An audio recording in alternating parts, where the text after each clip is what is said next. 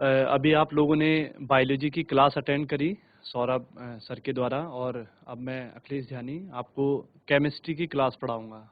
ये जो कार्यक्रम चल रहा है, ये इसमें आपको जो एग्ज़ाम होने हैं, प्रतियोगिताई परीक्षाएं, उनकी तैयारी कराई जा रही है। इसलिए हम ज़्यादा से ज़्यादा कोशिश ये करेंगे कि आपको कुछ ट्रिक टाइप के बताए जाए, ताकि आप उसको बोर्ड एग्जाम में भी अप्लाई कर सकें, और जो भी एग्जाम आप दे रहे हैं, चाहे नीट है, चाहे जेई है, या कोई और अदर एग्जाम आप अगर दे रहे हैं, पॉलिटेक्निक वगैरह जो भी आप देते हैं, तो उसमें आप उन फॉर्मूलों को या उनको लगा के अप्लाई करके बहुत कम टाइम में उनका आंसर निकाल सकते हैं।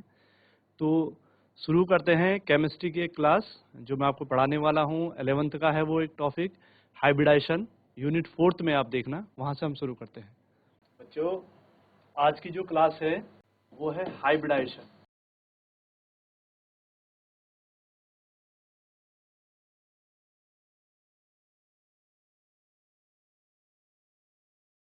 हिंदी में इसको कहा जाता है संकरण। काफी बच्चे जो 12th वाले होंगे वो तो अच्छे से जानते होंगे इस चीज को कि संकरण क्या होता है, क्योंकि 11th में इसका एक पूरा डिटेल से पढ़ाया जाता है आपको कि संकरण कैसे निकालते हैं। मैं आपको थोड़ा सा हिंट्स देता हूँ जनरली कि हमको संकरण की जरूरत क्यों पड़ी, लेकिन फिलहाल हमारा मेन मोटो यही है कि हम शॉर्ट से शॉर्ट ट्रिक निकाल सके। देखिए, संकरण में क्या होता है, जैसे आपने कोई भी मॉलिक्यूल, हमारे पास एक मॉलिक्यूल जैसे CH4 है। CH4 वाले मॉलिक्यूल में आप देख रहे होंगे कि एक कार्बन है और 4 हाइड्रोजन के एटम हैं। जब आप इस स्ट्रक्चर को डिफाइन करने की कोशिश करेंगे, आप देखेंगे कि हाइड्रोजन का एटॉमिक नंबर 1 है, तो इसको 1s1 लिखेंगे, यानी कि इसका s ऑर्बिटल हाइब्रिडेशन में पार्टिसिपेट कर रहा है। और उसी तरह से अगर आप कार्बन देखेंगे, इसका एटॉमिक नंबर 6, तो 2 and 4, तो this is 1s2, 2s2 and 2p2। तो इसके 2s और 2p वाले, ये वाला जो ऑर्बिटल है इनकम्प्लीट है, इसलिए ये हाइब्रिडेशन में पार्टिसिपेट करेगा। क्लियर? अब हम लोगों ने मेन, हमारे पास जो है कि भाई ये लोग, ये ऑर्बिटल किस तरह से आपस में हाइब्रिडेशन कर रहे हैं, और किस तरह से आपके पास एक नई ज्योमेट्री, मतलब एक कार्बन के साथ 4 हाइड्रोजन किस तरह से जुड़े ताकि वो CH4 का मॉलिक्यूल बना सके। क्लियर? आप एक चीज का बेसिक देखिए, आप लोगों को पता होगा कि जो आपके पास ऑर्बिटल होते हैं, जो कक्षकें आपके पास होती हैं, वो एक s का होता है, सारे बच्चों को पता होगा 11th में, p होता है, d होता है, और f का ऑर्बिटल होता है। क्लियर? और नंबर ऑफ ऑर्बिटल्स भी सारे बच्चों को पता है कि s का एक ही ऑर्बिटल होता है, दिस इज 1। p के 3 ऑर्बिटल होते हैं, this is px, py and pz। Clear? और d के आपके पास 5 ऑर्बिटल होते हैं, dxy, dyz, dzx, dx2y2 and dz2। Clear? और जो f वाला आपके पास ऑर्बिटल बचा है, इसके 7 होते हैं, 1 2 3 4 5 6 और 7। क्लियर? इनके पर्टिकुलर नेम डिफाइन नहीं है, लेकिन आपको याद रखना है कि f के साथ। s का कितना बोला मैंने आपके पास? 1, p के 3, d के 5 और f के 7। हाइब्रिडाइजेशन में बच्चों हमको क्या करना होता है कि ये ऑर्बिटल आपस में ओवरलैप करते हैं। आपस में, हिंदी में आपने इसलिए टर्म देखा होगा, ओवरलैपिंग या अतिव्यापन। इसके लिए जो वर्ड यूज होता है वो अतिव्यापन वर्ड यूज होता है। अतिव्यापन शब्द का मतलब एक दूसरे में धस जाते हैं। क्लियर? तो देखिए, नॉर्मली क्या होता है हाइब्रिडेशन में कि जैसे एक s का ऑर्बिटल केवल एक सिंगल p के साथ ओवरलैप कर रहा है, तो ये किस चीज का है? s का, और किसके साथ ओवरलैप करा? t का, तो this is sp hybridisation. Clear? अगर आपने उसी s के साथ 2 p कर दिए, p के 2 ले लिए हमने, तो दिस इज sp2। क्लियर? उसी तरह से हमने एक s के साथ 3 p के ले लिए, दिस इज sp3। क्लियर? उसी तरह से हमने देखो एक s के साथ 3 p के भी ले लिए और एक d का भी ले लिया, दिस इज sp3d। और आगे बढ़ते जाओ, एक s का यूज करा, 3 p के और एक d का, तो दिस इज sp3d2। और आगे चलेंगे, एक s का और 3 p के और 3 d के, तो दिस इज sp3d3। क्लियर? तो ये हमने जो सारी कंडीशनें बनाई,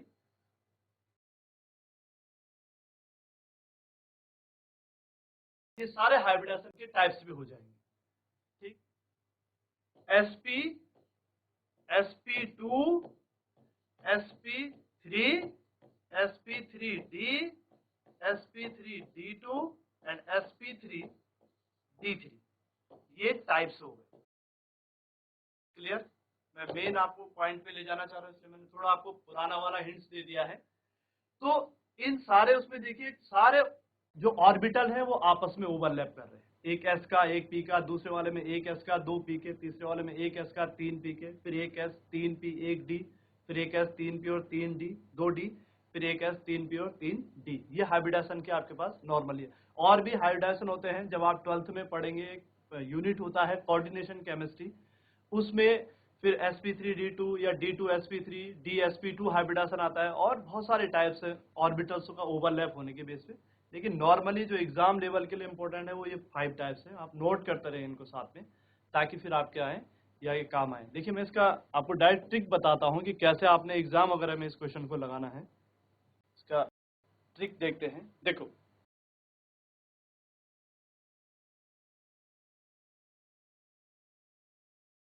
H equal to V plus M minus C plus A divide by 2। आप इस फॉर्मूले को लिखिए। बस आपको केवल ये फॉर्मूला याद रखना है, और इस फॉर्मूले के बेस से किसी भी एग्जाम में कोई भी क्वेश्चन आएगा, आप इसको देखते ही आप समझ जाएंगे इसमें कौन सा हाइब्रिडेशन हो रहा है, कौन सा संकरण हो रहा है। क्लियर? बस आपको इतने चीजें याद रखनी इसमें। नॉर्मल से देखिए क्या क्या है। H टर्म तो नाम से क्लियर हो रहा है, H मीन्स हाइब्रिडेशन, संकरण। ठीक, जो हमको पता करना है। V valency electron of central atom. जो हमारे पास सेंट्रल एटम रहेगा उसके वैलेंसी इलेक्ट्रॉन। अब ये कैसे कैलकुलेट करना है, देखो V कैसे निकालना है, ये हम कैसे निकालेंगे, पहला क्वेश्चन ये है। भाई सबसे पहले आपके पास क्वेश्चन है कि सेंटर एटम कौन होगा, केंद्रीय परमाणु कौन होगा। जैसे आपने एग्जांपल लिखे, मैंने यहाँ पे लिख दिया आपके पास, भाई एक CH4 है, SF6 है, SOCl2 है। इस तरह से बहुत सारे एग्जांपल आपने यहाँ पे लिख दिए, जिनका हमें ICl3 वाला है, PCl5 है। इनमें हमको पता नहीं कि भाई सेंटर एटम कौन है, तब जाके हम इनका हाइब्रिडेशन निकाल पाएंगे ना। सेंटर एटम को छांटना बहुत आसान है, जब आप ट्रिक लगाएंगे ज्यादा सोचने की जरूरत नहीं है। पहला बेसिक सा रूल है कि जिसकी संख्या कम है, बस एटम को, मॉलिक्यूल को देखिए, और उसमें जो एटम कम संख्या वाला है वो आपका सेंट्रल एटम हो जाएगा, केंद्रीय परमाणु हो जाएगा। क्लियर? देखिए पहले वाले में C1 है और 4 H है, तो क्लियर हो गया है आपके पास कि कार्बन सेंटर एटम है। SF6 में एक सिंगल सल्फर है और 6 फ्लोरीन के हैं, तो सल्फर सेंटर में। ICl3 वाला ये जो एटम लिखा है मैंने यहाँ पे, आयोडीन 1 है और क्लोरीन 3 है, तो आयोडीन आपका सेंटर एटम हो गया। PCl5 में एक P है और 5 Cl है, तो P आपका सेंटर एटम हो गया। देखिए यहाँ पर देखिए, अब ये बड़ा अच्छा क्वेश्चन है। SOCl2 वाले केस में क्या हो रहा है कि क्लोरीन तो 2 है, ये तो सीधा सीधा हट गए, सेंटर एटम हो ही नहीं सकते, लेकिन सल्फर भी एक ही है और ऑक्सीजन भी एक ही है। तो इस केस में आपको उसका एटॉमिक नंबर देखना है। क्लियर? आप उस एटम का एटॉमिक नंबर देखिए। देखिए सल्फर वाले का 16 और ऑक्सीजन वाले का 8, तो कौन ज्यादा है, 16 वाला है, इसलिए सेंटर एटम वो होगा जिसका एटॉमिक नंबर ज्यादा हो। क्लियर? तो पहले आपको एटॉमिक नंबर छांटना है। ठीक, अगर मैं बहुत छोटा सा वाला, सपोज आपने बोला कि सर HCl वाले में निकालिए हाइब्रिडेशन, तो इसमें भी मुझे छांटना पड़ेगा पहले सेंटर एटम। तो हाइड्रोजन का एटॉमिक नंबर 1 है और क्लोरीन का 17 है, तो क्लियर सी बात है कि सेंटर एटम आपका यहाँ पर कौन होगा, क्लोरीन होगा। तो ये जो आपके पास पहले मॉलिक्यूल को आपने देखना है, और उसका सबसे पहले आपको सेंटर एटम छांटना आना चाहिए। क्लियर? उसके बाद देखिए नेक्स्ट में क्या होगा। अब दूसरा क्वेश्चन है कि जो फॉर्मूला था, दोबारा लिख लेते हो आप, V plus M minus C plus A divide by 2, ये फॉर्मूला है। मैंने आपको कहा कि V था आपके पास valency electron of central atom, valency electron of central atom, जो बच्चे हिंदी में लिखे हैं वो भी लिखते रहे, केंद्रीय परमाणु के संयोजी इलेक्ट्रॉन, केंद्रीय परमाणु के संयोजी इलेक्ट्रॉन। क्लियर। तो इसमें देखिए आप क्या देखना है, सेंटर एटम मैंने आपको छांटना सिखा दिया है। अब वैलेंसी इलेक्ट्रॉन कैसे निकालेंगे आप लोग। जैसे हमारे पास सपोज CH4 है, सेंटर एटम मैंने आपको कहा कि वो होगा जिसकी संख्या कम होगी। तो ये क्लियर हो गया है कि कार्बन इसमें है। सपोज आप लोगों ने अमोनिया लिखा NH3, तो सेंटर एटम आपके पास नाइट्रोजन है। या आप लोगों ने H2O लिखा, तो H2O में सेंटर एटम आपका ऑक्सीजन हो गया। या अभी मैंने आपको बोला कि जैसे आपने सपोज POCl3 ही लिख दिया, तो POCl3 के केस में क्या हो रहा है कि भाई Cl तो 3 है, इसलिए वो सेंटर एटम नहीं हो सकता है। मैंने आपको बोला जिनकी संख्या ज्यादा है वो कभी नहीं होगा। लेकिन P 1 है और O भी 1 है, तो सेंटर एटम होगा जिसका एटॉमिक नंबर ज्यादा होगा, मैक्सिमम एटॉमिक नंबर। तो एटॉमिक नंबर किसका ज्यादा है, फास्फोरस का कितना होता है 15 और ऑक्सीजन का कितना होता है 8। तो सेंटर एटम क्लियर हो गया कि कौन है आपके पास, P। उसके बाद नेक्स्ट में आप क्या करिए कि उसका एटॉमिक इलेक्ट्रॉनिक कन्फिग्रेशन लिखिए। हल्का सा आपको आइडिया होना चाहिए। जैसे मैं कार्बन का लिख रहा हूं 6 को आप कैसे लिखेंगे 2 और 4। क्लियर। किसी भी एटम का जब आप इलेक्ट्रॉनिक कन्फिग्रेशन लिखेंगे तो जो उसके सबसे आउटर मोस्ट वाले इलेक्ट्रॉन हैं ये आपके पास वैलेंसी इलेक्ट्रॉन हो जाएंगे। GIC ओखल कांडा, माइक लीजिए।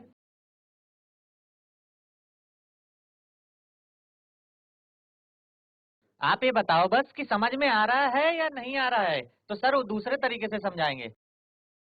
हाँ सर, आ रहा है समझ में। देखिए फिर मैंने आपको कहा कि जैसे हमने CH4 का केस देखा, CH4 में सेंटर एटम छांटना बहुत आसान है, जिसकी संख्या कम होगी वो सेंटर एटम। और कभी ऐसा केस आ जाता है कि जहां पे दो आपके पास ऐसे मॉलिक्यूल आ जाए जिनकी संख्या कम है, तो जिसका एटॉमिक नंबर ज्यादा होगा वो सेंटर एटम। क्लियर। CH4 के केस में आपने कार्बन लिखा, सेंटर एटम क्योंकि एक ही है, 4 हाइड्रोजन है, तो कार्बन आपका सेंटर एटम होगा। क्लियर। कार्बन का आपने इलेक्ट्रॉनिक कन्फिग्रेशन 11th में आपको लिखना सिखाया है, तो 2 और 4। क्लियर। तो किसी भी नॉर्मल सा बहुत सिंपल सा तरीका है कि अगर किसी भी एटम के, कोई भी एटम हो, उसके आउटर मोस्ट में सबसे बाहर वाली सेल में जब आप उसका इलेक्ट्रॉनिक कन्फिग्रेशन लिखेंगे 288 वाला जो लॉजिक लगता है उससे, अगर उसके आउटर मोस्ट में 1 से लेके 4 तक इलेक्ट्रॉन है, क्लियर, तो वो उसकी वैलेंसी, उसकी संयोजकता, वो उसकी क्या हो जाएगी, संयोजकता। क्लियर। जैसे सपोज मैंने आपके पास लिखा कि भाई हमने लिखा क्लोरीन 17, तो 2, 8 और 7। चलो ये तो दूसरा वाला केस हो गया। कार्बन को देखिए पहले 6, 2 और 4, आउटर मोस्ट में 4 निकले तो इस लॉजिक के अंदर आ जा रहा है।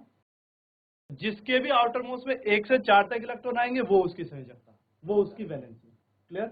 अगर हाँ सपोज किसी एटम के, जैसे ये क्लोरीन वाला केस अभी बना, अगर किसी एटम के आउटर मोस्ट में, आउटर मोस्ट वाली सेल में अगर 5 से लेके 8 तक इलेक्ट्रॉन है, क्लियर, तो वहां पे थोड़ा सा आपने वैलेंसी पता कैसे निकालनी है। वहां पे वैलेंसी निकालने का जो तरीका है, 8 में से आपने उस संख्या को घटा देना है, जो भी वो डिजिट रहेगा। क्लियर। जैसे भाई अभी ये क्लोरीन वाला केस बना, आपने इसको 17 लिखा, तो आपने लिखा 287, तो इसके आउटर मोस्ट में तो 104 तक नहीं आए ना, इसके आउटर मोस्ट में कितने आए, 5 से 8 के बीच में आ गया है, तो तब आपको घटाना है। तो 8 में से आप 7 को घटाइए, सबसे आउटर मोस्ट को घटाइए, कितना बचा 1, तो क्लोरीन की जो वैलेंसी होगी वो 1 हो जाएगी।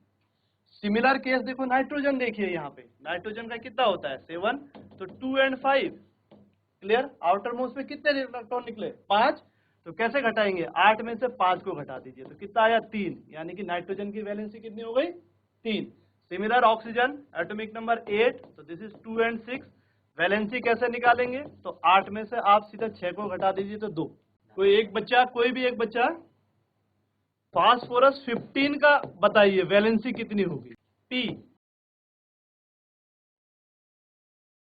हाथ खड़ा कीजिए कोई भी एक बच्चा।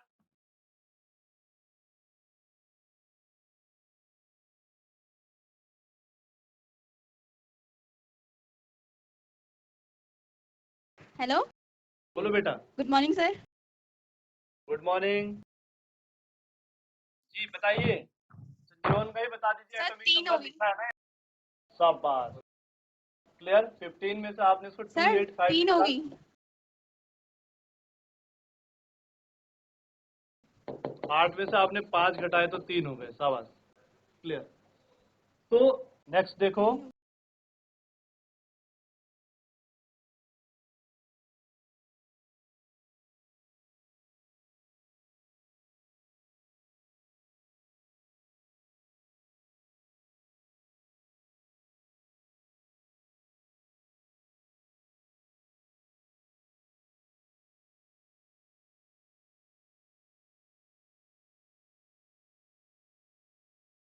ये आपको निकालना आ गया V, क्लियर।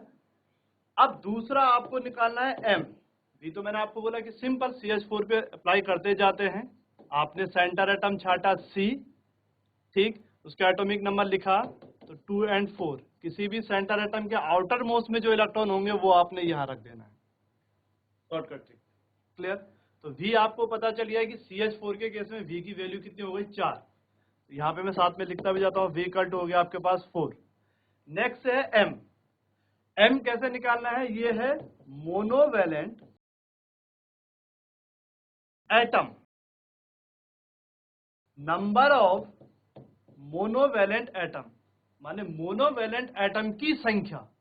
संख्या गिनने इसमें सूत्र तो कुछ नहीं देखना है आपको, केवल उनकी संख्या। अच्छा, मोनोवैलेंट कौन होते हैं, मोनो माने एक, वैलेंट माने जिनकी वैलेंसी एक होगी, और वो केवल पूरी पीरियोडिक टेबल में या तो हाइड्रोजन है, या फ्लोरीन है, या क्लोरीन है, या ब्रोमीन है, या आयोडीन है। मतलब या तो 17 ग्रुप के एलिमेंट है जिनको हेलोजन कहते हैं आप लोग, या फिर फर्स्ट जो एलिमेंट आपके पास पीरियोडिक टेबल में वो है हाइड्रोजन। इनकी संख्या केवल, अगर ये है तो गिन देने हैं, नहीं है तो 0 लिख देना है। जैसे CH4 के केस में देखिए, CH4 में कितने H हैं, 4। तो यहाँ पे जो आपके पास M आएगा उसकी वैल्यू आपके पास 4 हो जाएगी। दो चीजें हमें पता चल गई है।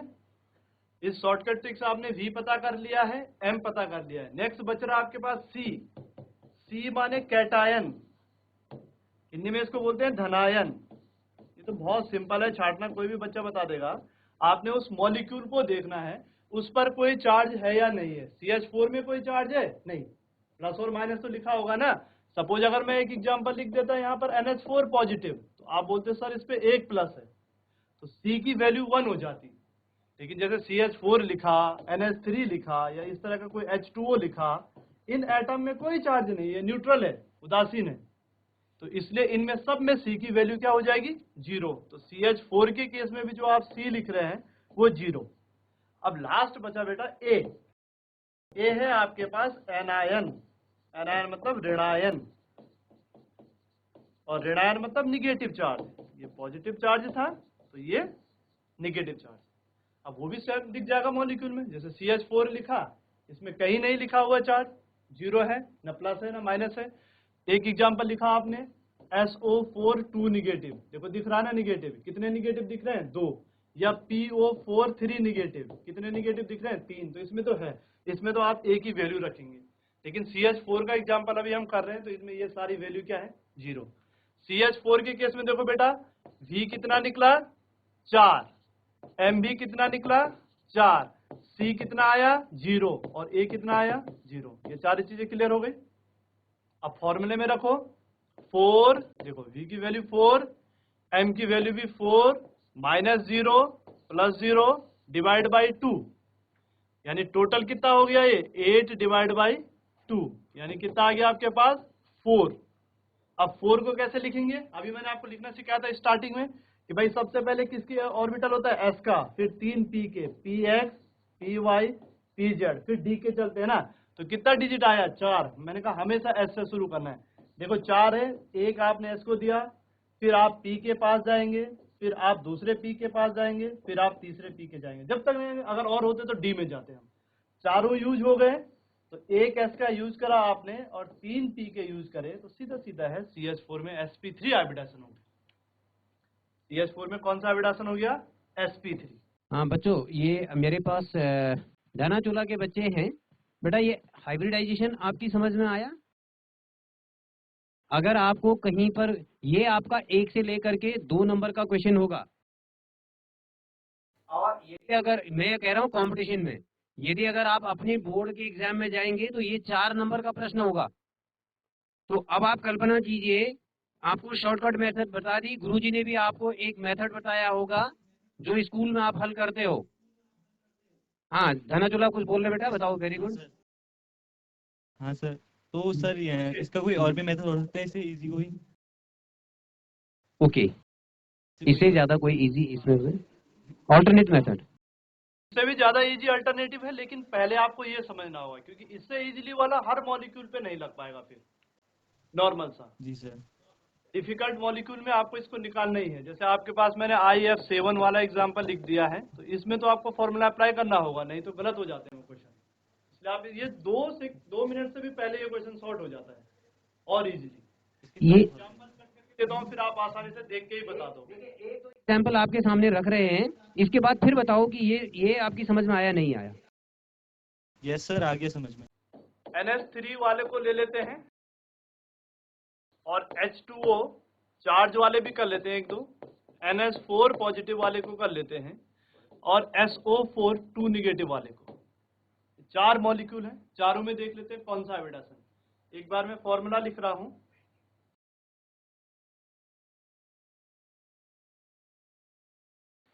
H equal to V plus M minus C plus A divide by 2।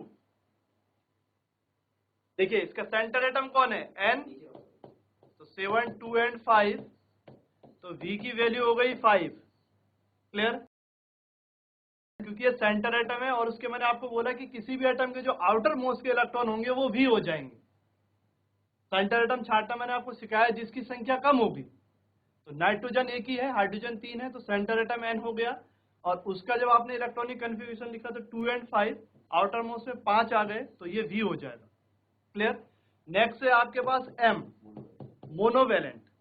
Monovalent का सीधा सीधा याद करने का तरीका है कि हाइड्रोजन और हेलोजन, माने हाइड्रोजन, फ्लोरीन, क्लोरीन, ब्रोमीन और आयोडीन, ये याद कर दो। H, फ्लोरीन, क्लोरीन, ब्रोमीन और आयोडीन। अगर ये 5 है तो यस, नहीं है तो 0। NH3 में देखिए कितने H है आपके पास? 3, तो M की वैल्यू कितनी हो गई आपके पास? 3। C तो बहुत सिंपल सा है, चार्ज देखो इसके ऊपर। इस एटम में आपको कहीं प्लस चार्ज दिख रहा है? कैटायन कहीं नहीं दिख रहा है, पॉजिटिव चार्ज कहीं नहीं दिख रहा है, तो C 0। A मीन्स एनायन, यानी निगेटिव चार्ज। इस एटम में कोई चार्ज नहीं है, न्यूट्रल है, वो तो लिखा रहेगा साफ साफ, जैसे इन 2 में लिखा है, तो ये वैल्यू भी 0। देखो बेटा फॉर्मूले में लगाओ, V की वैल्यू 5 आई, M की value 3 minus 0 plus 0 divide by 2, जोड़ तो सबको आता होगा, 5 और 3 8 बटे 2 यानी कि 4। 4 को कैसे लिखोगे? 1 2 3 और 4। मैंने आपको हमेशा कहा है कि S से शुरू करें, पहले S को देना, फिर PX को, फिर PY को, फिर PZ को, फिर DXY, DYZ, DZX, DX2Y2 and last one is DZ2, फिर F के चलेंगे। ये सीक्वेंस बना है हमारे पास, इसको 1 मानेंगे, 2 3 4 ऐसे चलेंगे। देखो सबसे पहले किसको देना है? S को, फिर PX को, फिर PY को, फिर PZ को। नॉर्मल से 4 ही थे, तो इसमें भी वही हाइब्रिडेशन आ गया। This is sp3। क्लियर? तो एक बच्चा माइक पकड़िए, फिर पूछिए, अभी भी क्लियर नहीं हुआ तो। ये समझ में आया नहीं आया, सिंपल सी पूछ रहे हैं बेटा। आपके समझ में आ रहा है? यस सर, आ रही है, समझ में आ रहा है। अगर आ रही है तो आपके जो दोस्त हैं ना, 1 2 2 4 दोस्त जो और हैं, चाहे वो किसी और स्कूल में पढ़ते हों, उनको भी उठा के ले आइए, उनको भी बोलिए आइए। 1 2 घंटे की तो बात है, आप लोगों के लिए Yes, sir. फायदा होगा इस। ठीक है बेटा, ठीक है, बैठ जाओ। SO4 thank you sir. करते हैं H2O वाला, सीधा SO4 2 निगेटिव वाले को देखिए। देखिए चार्ज वाले हैं दोनों के दो। सेंटर एटम कैसे छाटेंगे? फिर वही, ऑक्सीजन के 4 हैं और सल्फर सिंगल है, तो मैंने आपको कहा जो कम होगा संख्या में वो सेंटर एटम हो जाएगा। तो सल्फर 16, सल्फर 16, 2 8 6। क्लियर? किसी भी एटम के आउटर मोस्ट में मैंने कहा आपको जितने इलेक्ट्रॉन होंगे वो आपने लिख देना है। तो V की वैल्यू हो गई यहाँ पर 6। दूसरा आपके पास बचा M। ठीक, M वही वाला, फिर मोनोवैलेंट, या तो हाइड्रोजन होगा, फ्लोरीन, क्लोरीन, ब्रोमीन और आयोडीन। देखिए इनमें से कहीं दिख रहा आपको? नहीं है। सल्फर और ऑक्सीजन के अलावा इसमें कुछ नहीं है, तो इसका मतलब इसमें M की वैल्यू कितनी हो गई? 0। नेक्स्ट है C, मतलब कैटायन। कैटायन मतलब पॉजिटिव चार्ज। क्लियर? दिख रहा है आपको कहीं पॉजिटिव चार्ज? नहीं दिख रहा है, तो पॉजिटिव चार्ज भी इसके पास कितना हो गया? 0। और नेक्स्ट बचा A means anion, anion means negative charge. अब निगेटिव चार्ज को देखो बेटा कितना दिख रहा है इस पे, यहाँ देखो ध्यान से, कितना है? -2, यानी कि ए की वैल्यू कितने रखोगे आप लोग? 2। क्लियर? अब फॉर्मूले में रखो V plus M minus C plus V value कितना? 6, M की वैल्यू 0, C की वैल्यू 0 और 2 की वैल्यू आई थी, ओ सॉरी A की वैल्यू आई थी 2। रखो, टोटल कीजिए 6 प्लस 2, तो यानी 8 डिवाइड बाई 2, यानी इसमें भी फिर वही 4 आ गया और इसके पास भी कौन सा हाइब्रिडेशन हो जाएगा? sp3। 4 को तो कैसे लिखना है मैंने सिखा दिया। क्लियर? ये आपके पास SO4 2 निगेटिव वाले का भी हाइब्रिडेशन। क्लियर?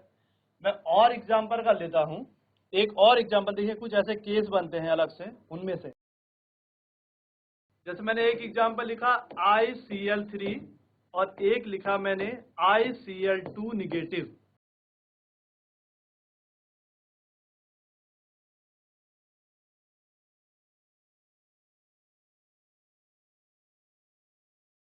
देखो सेंटर एटम, इसको देखिए, इस वाले केस में थोड़ा अलग इसलिए है क्योंकि आयोडीन आपका 53 है। Clear? Chlorine, chlorine, bromine and iodine, ठीक, ये हेलोजन है आपके पास, सारे बच्चों को पता है। फ्लोरीन 9, 17, 35 और 35 को उल्टा लिख दो तो इसका 53, ठीक। दो, इसको कैसे लिखेंगे 53 को? 2, 8, 18, 18, 18, 18, 36 और 46 और 7, 53। V की वैल्यू कितनी हुई? 7। इसमें देखिए थोड़ा, दूसरा इसमें इंपॉर्टेंट है M। अब मैं आपको M छांटने के लिए क्या बोल रहा हूँ कि या तो हाइड्रोजन होगा, फ्लोरीन होगा, क्लोरीन होगा, ब्रोमीन होगा या आयोडीन होगा, ये 5 याद करने हैं आपको। इस केस में देखो क्या हो रहा है, अगर आप देखेंगे तो देखो आयोडीन भी है और 3 Cl भी है ना, तो ये इस कैटेगरी अंदर आ रहे हैं, सारे हेलोजन है। जब ऐसा केस आएगा कि सेंटर एटम भी हेलोजन होगा या आयोडीन जो भी है और उससे लगे हुए भी हेलोजन ही हो, तो अगर आप सेंटर एटम को V के टर्म में ले ले ना, तब उसको M में नहीं गिनना है। ये इसमें इंपॉर्टेंट, थोड़ा सा ध्यान रखने वाला। इसमें केवल आपको M इसको देखना है जो उससे लगे हुए हैं सेंटर एटम से। तो V M की जो आप यहाँ पे वैल्यू रखोगे वो 3 रखोगे, ये बाहर हो गए। क्लियर? आपके पास 3 हो गया। चार्ज तो साफ साफ दिख रहा है, C इसके पास 0 है और A आपके पास 0 है। फॉर्मूला लगाइए, V plus M minus C plus A divide by 2, यानी 7 plus 3 minus 0 plus 0 divide by 2, यानी कि आपके पास 10 डिवाइड बाई 2, 5 आ गया। अब देखो 5 वाला लॉजिक बन गया। फिर 1, 2, 3, 4, 5 S को देंगे, फिर P को, फिर P को, फिर P को। P के 3 ऑर्बिटल होते हैं। नेक्स्ट D को जोड़ दीजिए बेटा, दिस इज sp3d हाइब्रिडेशन। बेटा माइक लीजिए तो, जयंती कोट।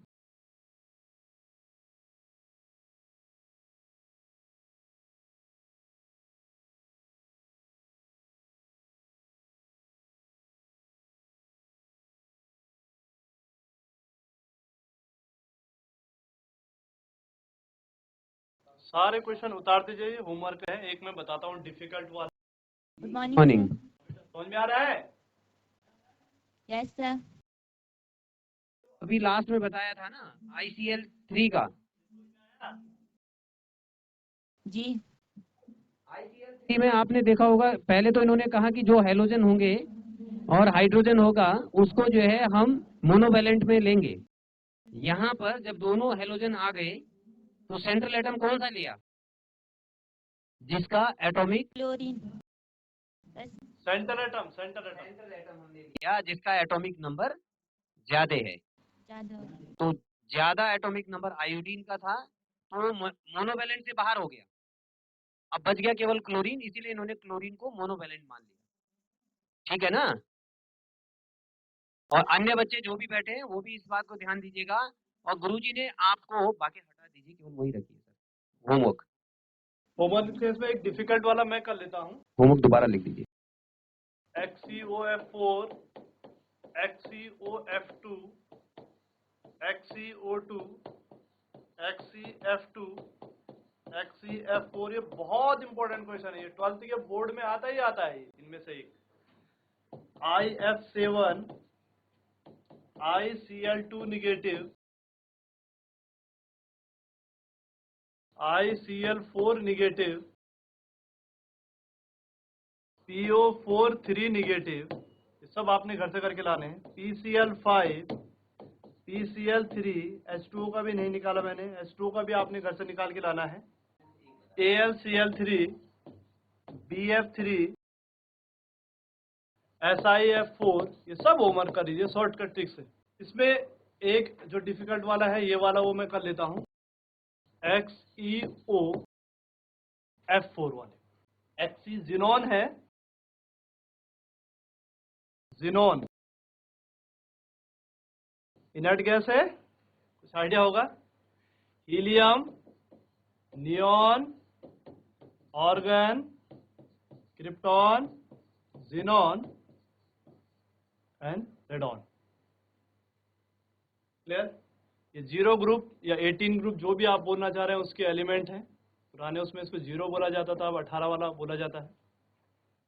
2, क्लियर, 8, 18, 36, 54 और 86। इसका भी एक ट्रिक होता है याद करने को, मैं अगले दिन दूसरे उसमें पढ़ाऊंगा, तो टाइम हो जाएगा इसमें। आपको 54 वाले का करना है। क्लियर? 2, 8, देखो लिखने का तरीका, 18, फिर 18, 18, 18, 36 और 10 46 और 8 54। V की वैल्यू बेटा 54। इसमें तो समझ गया ना कि जिनोनी क्यों लिया, ऑक्सीजन क्यों छोड़ा। XeOF4 में सारे बच्चे समझ गए ना। बार बार बोल रहा हूं कि बात कोई कि 2 एटम का मतलब नंबर ऑफ एटम सेम है, एक जिनोन है और एक ऑक्सीजन है। फ्लोरीन तो पहले ही बाहर हो गए क्योंकि इनकी संख्या 4 है, इसलिए सेंटर एटम इन 2 में से मानना है। लेकिन मैं बार बार कह रहा हूं कि सेंटर एटम उसे कहना है जिसका एटॉमिक नंबर ज्यादा होगा। तो जिनोन का 54 है और ऑक्सीजन का 8 है, तो ऑक्सीजन तो हो ही नहीं सकता फिर, इसलिए मैंने इसको ले लिया बार बार। ठीक, बार बार बता रहा हूं। V की जो वैल्यू होगी आपके पास वो 8 हो जाएगी। अब बचा आपके पास M बच्चे बताएंगे सर। धाना चोली बेटा आप देखिए जरा सी माइक पकड़िए। इसमें जो है आपका M क्या हो सकता है, कोई बच्चा बताएगा? M और C, कोई भी बच्चा बताएगा इसमें? जो बताना चाहे बेटा बताओ। सर इसमें M क्या होगा? आप बताओ ना। सर इनकी वैलेंसी तो इनके आउटर मोस्ट में तो फुल इलेक्ट्रॉन होते हैं ना। बिल्कुल बिल्कुल बिल्कुल, तभी तो इनर्ट गैसेस हैं ये। आपने जो बैलेंस लिया ना, वैलेंसी यहाँ पे कहा ना, जो V लिया वो वैलेंसी नहीं लिया, बल्कि जो आउटर मोस्ट ऑर्बिट में इलेक्ट्रॉन का नंबर है उन्हीं को हम वैलेंस इलेक्ट्रॉन कहते हैं। तो इसलिए आपने सीधे सीधे उसको उठा लिया, वैलेंसी को नहीं लिया, वैलेंस इलेक्ट्रॉन को ले लिया, जितने सारे वहां पे हैं वैलेंस सेल में, लास्ट सेल। M क्या बताया था? M monovalent atom. बिल्कुल, कौन है मोनोवैलेंट? इस केस में कौन है मोनोवैलेंट? ये वाला F। बिल्कुल, 4। बहुत बढ़िया, जी जी बिल्कुल बिल्कुल, ठीक है, थैंक यू। दिख रहा है तो सर, एक C क्वेश्चन 0 हो जाएगा। हाँ बोलो। वैलेंसी हम 8 में से जब एक वो ज्यादा होंगे तो हम उसे 8 से घटाएंगे ना। जी जी जी जी, वो बैलेंस निकालने का तरीका है बेटा। सर तो वो हम जो इसमें यूज नहीं करेंगे। नहीं नहीं, आप तो इसमें सीधा सीधा आउटर मोस्ट सेल के इलेक्ट्रॉन उठा दो सीधा। अभी मैं लास्ट में इसको खत्म करने के बाद एक और शॉर्ट ट्रिक बता रहा हूँ, ठीक है बेटा। और A यहाँ पे 0 हो जाएगा, चार्ज तो साफ दिखेगा उसमें। क्लियर? जोड़ो, 8 + 4 - 0 + 0 डिवाइड बाई 2 यानी 12/2, तो कितना आ जाएगा? 6। 6 को कैसे लिखेंगे आप लोग? 1 2 3 4 5 और 6। एक S का, फिर P, फिर P, फिर P। P के 3 ही ऑर्बिटल होते हैं। फिर D में जाओगे आप, फिर D, फिर D, sp3 d2। क्लियर? इसका एविडेंस। ये सारे आपके पास होमवर्क है। एक और तरीका, जिन लोगों को V निकालने में दिक्कत हो रही है, फॉर्मूले में एक और शॉर्टकट ट्रिक है, पर उसमें थोड़ा सा, जिन बच्चों को 11th में पीरियोडिक टेबल पढ़ा होगा वही समझ पाएगा इसको। थोड़ा सा। अब जो लोग लगातार स्टडी कर रहे हैं उनके तो बहुत इजीली है। देखो, हाँ, v वाला कोई है, जैसे आपने फॉर्मूला लिखा v plus M minus C plus A divide by 2 वाले में v से कोई कंफ्यूजन हो रहा है तो बताइए, माइक लीजिए, सीधे बोलिए ऑन करके।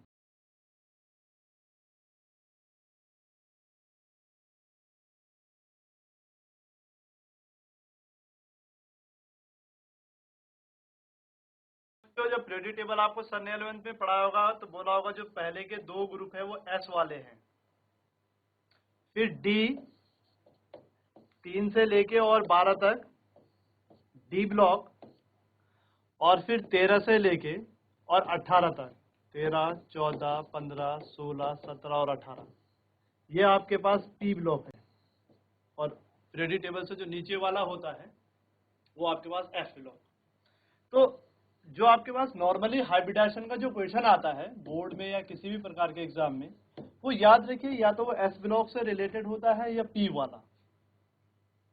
तो जो पुराने कॉन्सेप्ट में इनको नाम दे रखा था ना ग्रुप को, वो देखो ये फर्स्ट ए था, ये सेकेंड ए, ये third A, fourth, fifth, six, 7 and 8। बस बहुत सिंपल सा लॉजिक, अब इनको याद रखना। क्लियर?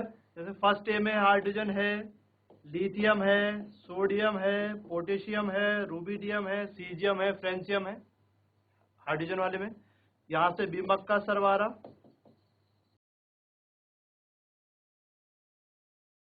क्लियर? यहां देखिए अब पी में बोरॉन, एल्युमिनियम,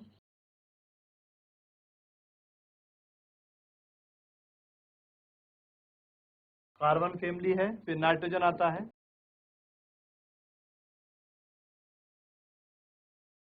पीरियोडिक टेबल तो बहुत अच्छे से पढ़ा होगा आपको। यह भी हैलोजन में बार बार बोल रहा हूँ, फ्लोरीन, क्लोरीन, ब्रोमीन, आयोडीन, एस्टेटीन वाला। और ये तो 10th लास्ट वाला जो 18 ग्रुप है आपके पास, हीलियम यहाँ, सॉरी हीलियम यहाँ होगा, नियोन, ऑर्गन, क्रिप्टॉन, जीनॉन और रेडॉन। डी को मत रखिए अपने दिमाग में। क्लियर?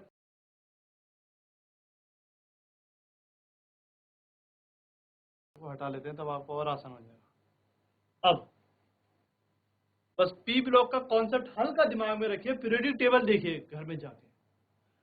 जो एस ब्लॉक है उसको फर्स्ट ए और सेकेंड ए मानिए, और फिर उसके बाद 13 वाले में जाइए, उसको थर्ड ए मानिए, फोर्थ, फिफ्थ, 6, 7, 8। अब इससे क्लियर हो गया। अब v की वैल्यू ये है, जो v में कंफ्यूज हो रहे थे ना, वो ये संख्याएं रखनी है आपको। ठीक है जी? अगर जैसे सपोज मैं आपको पूछूंगा कि भाई BF3 एक कंपाउंड है, सेंटर एटम आपने बोला कि सर B है, मैंने बोला कि इसका V निकालो, तो अब आपको इलेक्ट्रॉनिक कन्फिग्रेशन लिखने की भी जरूरत नहीं है। आप B देखेंगे, यहां आपने ऊपर देखा 3, थर्ड ए है ना, तो ये आपका 3 आ गया V की वैल्यू। क्लियर? आप ऑक्सीजन वाले फैमिली में गए, आपके पास H2O वाला केस आया, सेंटर एटम आपने बोला सर O है, अब छांटने की बारी आई तो आप इसमें जाइए, देखिए इसकी कितने आ रही वैल्यू, 6। बहुत सिंपल है।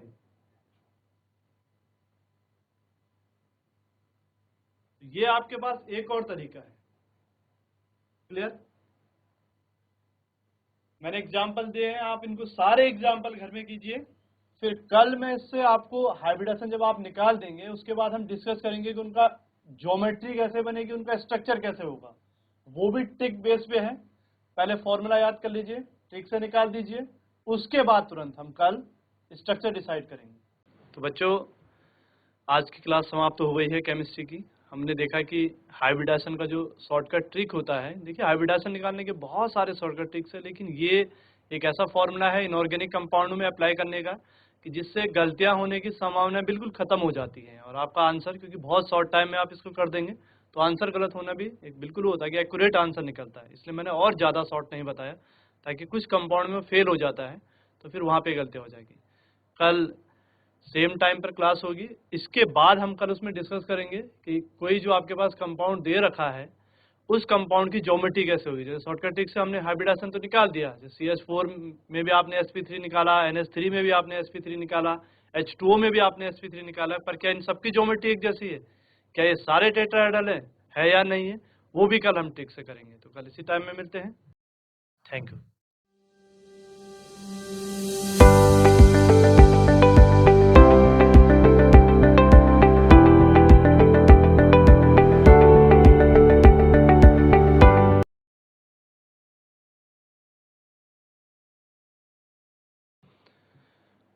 अभी आप लोगों ने बायोलॉजी की क्लास अटेंड करी सौरभ सर के द्वारा, और अब मैं अखिलेश ध्यानी आपको केमिस्ट्री की क्लास पढ़ाऊंगा। ये जो कार्यक्रम चल रहा है, ये इसमें आपको जो एग्ज़ाम होने हैं, प्रतियोगिताई परीक्षाएं, उनकी तैयारी कराई जा रही है। इसलिए हम ज़्यादा से ज़्यादा कोशिश ये करेंगे कि आपको कुछ ट्रिक टाइप के बताए जाए, ताकि आप उसको बोर्ड एग्जाम में भी अप्लाई कर सकें, और जो भी एग्जाम आप दे रहे हैं, चाहे नीट है, चाहे जेई है, या कोई और अदर एग्जाम आप अगर दे रहे हैं, पॉलिटेक्निक वगैरह जो भी आप देते हैं, तो उसमें आप उन फॉर्मूलों को या उनको लगा के अप्लाई करके बहुत कम टाइम में उनका आंसर निकाल सकते हैं। तो शुरू करते हैं केमिस्ट्री की एक क्लास, जो मैं आपको पढ़ाने वाला हूँ। 11th का है वो एक टॉपिक, हाइब्रिडाइजेशन, यूनिट 4th में आप देखना, वहाँ से हम शुरू करते हैं। बच्चों, आज की जो क्लास है वो है हाइब्रिडाइजेशन।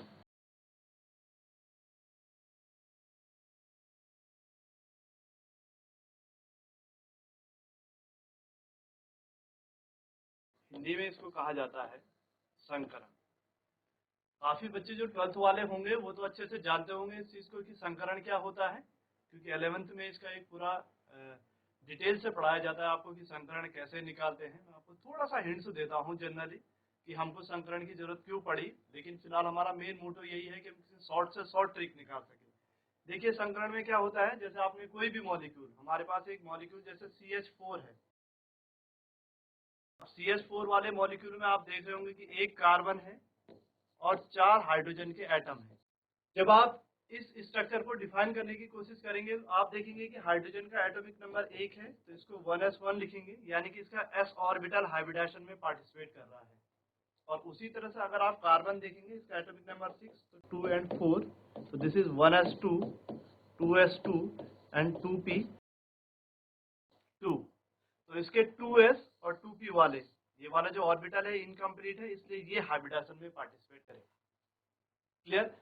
अब हम लोगों ने मेन हमारे पास जो है कि भाई ये लोग, ये ऑर्बिटल किस तरह से आपस में हाइब्रिडेशन कर रहे हैं, और किस तरह से आपके पास एक नई ज्योमेट्री, मतलब एक कार्बन के साथ 4 हाइड्रोजन किस तरह से जुड़े, ताकि वो CH4 का मॉलिक्यूल बना सके। क्लियर। आप एक चीज का बेसिक देखिए, आप लोगों को पता होगा कि जो आपके पास ऑर्बिटल होते हैं, जो कक्षकें आपके पास होती हैं, वो एक S का होता है, सारे बच्चों को पता होगा 11th में, P होता है, D होता है, और F का ऑर्बिटल होता है। क्लियर। और नंबर ऑफ ऑर्बिटल्स भी सारे बच्चों को पता है कि S का एक ही ऑर्बिटल होता है, दिस इज 1, P के 3 ऑर्बिटल होते हैं, this is PX, PY and PZ। Clear. और D के आपके पास 5 ऑर्बिटल होते हैं, DXY, DYZ, DZX, DX2Y2 and DZ2। Clear. और जो F वाला आपके पास ऑर्बिटल बचा है, इसके 7 होते हैं, 1 2 3 4 5 6 और 7। क्लियर। इनके पर्टिकुलर नेम डिफाइन नहीं है, लेकिन आपको याद रखना है कि F के साथ। S का कितना बोला मैंने आपके पास, 1, P के 3, D के 5 और F के 7। हाइब्रिडाइजेशन में बच्चों हमको क्या करना होता है कि ये ऑर्बिटल आपस में ओवरलैप करते हैं, आपस में, हिंदी में आपने इसलिए टर्म देखा होगा ओवरलैपिंग या अतिव्यापन। इसके लिए जो वर्ड यूज होता है वो अतिव्यापन वर्ड यूज होता है। अतिव्यापन शब्द का मतलब है एक दूसरे में धस जाते हैं। क्लियर। तो देखिए नॉर्मली क्या होता है हाइब्रिडाइजेशन में कि जैसे एक S का ऑर्बिटल केवल एक सिंगल P के साथ ओवरलैप कर रहा है, तो ये किस चीज का है, S का, और किसके साथ ओवरलैप करा, P का, तो this is sp hybridisation. Clear. अगर आपने उसी S के साथ 2 P कर दिए, P के 2 ले लिए हमने, तो दिस इज sp2। क्लियर। उसी तरह से हमने एक S के साथ 3 P के ले लिए, दिस इज sp3। क्लियर। उसी तरह से हमने देखो एक S के साथ 3 P के भी ले लिए और एक D का भी ले लिया, दिस इज sp3d। और आगे बढ़ते जाओ, एक S का यूज करा, 3 P के और एक D का, तो दिस इज sp3d2। और आगे चलेंगे, एक S का और 3 P के और 3 D के, तो दिस इज sp3d3। क्लियर? तो ये हमने जो सारी कंडीशनें बनाई,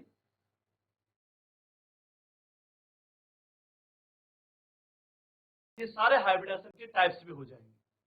ठीक, sp, sp2, sp3, sp3d, sp3d2 and sp3d3, ये टाइप्स हो गए।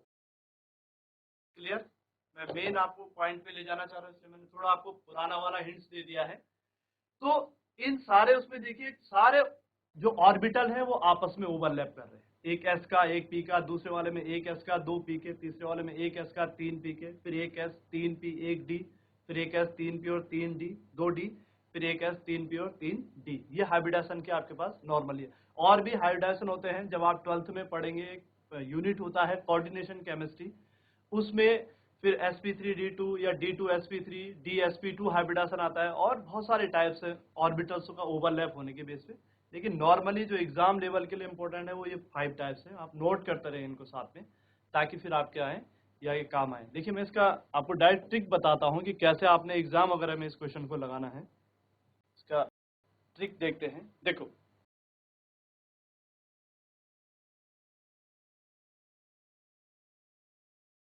H equal to V plus M minus C plus A divide by 2।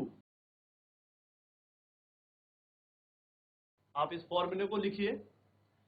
बस आपको केवल ये फॉर्मूला याद रखना है, और इस फॉर्मूले के बेस से किसी भी एग्जाम में कोई भी क्वेश्चन आएगा, आप इसको देखते ही आप समझ जाएंगे इसमें कौन सा हाइब्रिडाइजेशन हो रहा है, कौन सा संकरण हो रहा है।